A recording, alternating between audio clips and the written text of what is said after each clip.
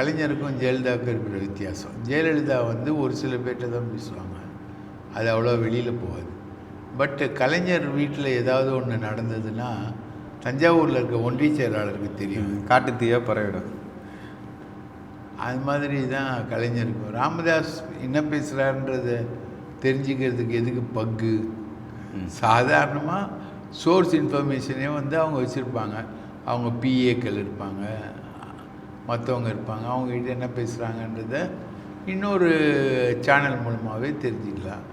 அதுவும் அன்புமணி தெரிஞ்சுக்கிறதுக்கு வந்து அவர் ஏன் பக்கு வைக்கணும்? பக்கு வைக்க வேண்டிய தேவை வந்து அன்புமணிக்கு எங்கேருந்து வருது? அவர் வந்து கட்சியை தனியாக நடத்துகிறாரு, போகிறாரு வர்றாரு, எல்லாமே விஷயம். வடிவேல் ராவணன் ஒருத்தர் ராமதாஸ் கிட்டே இருக்கார். ராமதாஸ் கிட்டே இருந்தவுடனே அவர் அன்புமணி தூக்குறாரு. தூக்கிட்டு வந்துட்டு அவருக்கு ஒரு 20 லட்ச ரூபாயில் ஒரு கார் ஒன்று வாங்கி கொடுக்குறாரு.